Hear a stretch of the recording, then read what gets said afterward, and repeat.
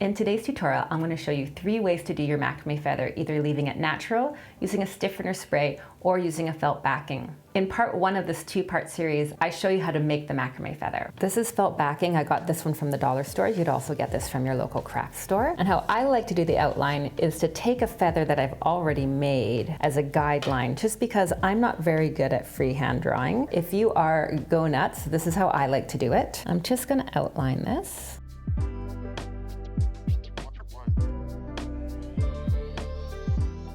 I'm going to remove the feather. Looks like a piece of pizza. And I'm just going to cut this outline out.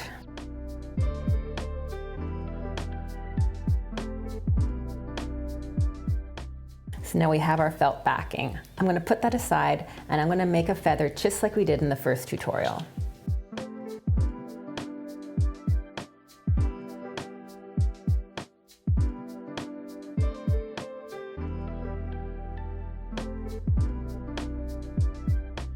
Now you have your feather and your felt. If you have done an outline, I like to turn it upside down so you aren't going to be able to see those markings from the marker. I'm going to take this fabric glue. You can use fabric glue, you could use craft glue, and then put the glue onto your felt. It doesn't have to be completely covered. I'm just going to dab it all around. Now we're going to take the feather and put it onto the felt. Now just comb the feather as you like.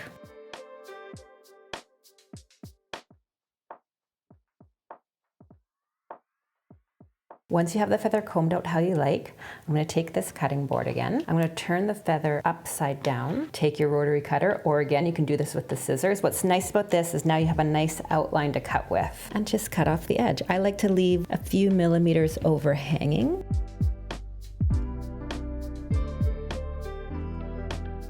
Once you've cut the edges, flip your feather back over. And now you want to do some more trimming on this side.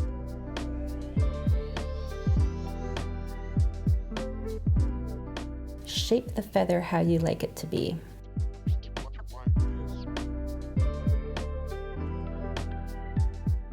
On the right here, we have the feather with the felt backing. On the left, we have the one we did in the first tutorial with the no backing. Now you see if I pick this up, it's quite floppy. They tend to have to be readjusted a lot once you hang them on your wall hanging or however you're using your feather, whereas this one holds its shape nicely. The felt backing is really nice because you don't really have to go in and readjust. You just hang it and it's going to look nice and hold its shape. This one over here, let me recomb those feathers because you see how it loses its shape. The feather without the backing is nice if you want a more organic, flowy feeling feather. Now the trick that I do for these feathers is I use a fabric stiffener. I make my own fabric stiffener. You can buy this at Michael's or wherever your local craft store is. I had a hard time finding it during COVID, so I decided to make my own. So I put about this much glue in the bottom and I just use the same fabric glue that you saw me use earlier. You could use craft glue, whatever. So I do about 1/4 glue and the rest of the bottle in water, and I add a few drops of essential oil. I use lavender. It smells so nice when you're doing this. So I have placed an old piece of foam core on the table because this does get messy and you don't want to ruin the surface. And then I just spray fabric stiffener onto my feather and then I comb it out how I want it. I'm going to let this dry for now. Then I'm going to come back, I'll comb it out a bit, spray it again, let it dry again. Now as it's drying here, you can see that some of the edges have curled up. I do find this takes a few times to get it how you like, so I'm just going to give it another comb, shape it again how you like, spray it again, and now I'm just going to let it dry once again. Here it is now. I'm going to do the little combing thing one more time. And give it another spray. When this one dries, we'll see if it's holding its shape a little bit, or maybe a lot of it.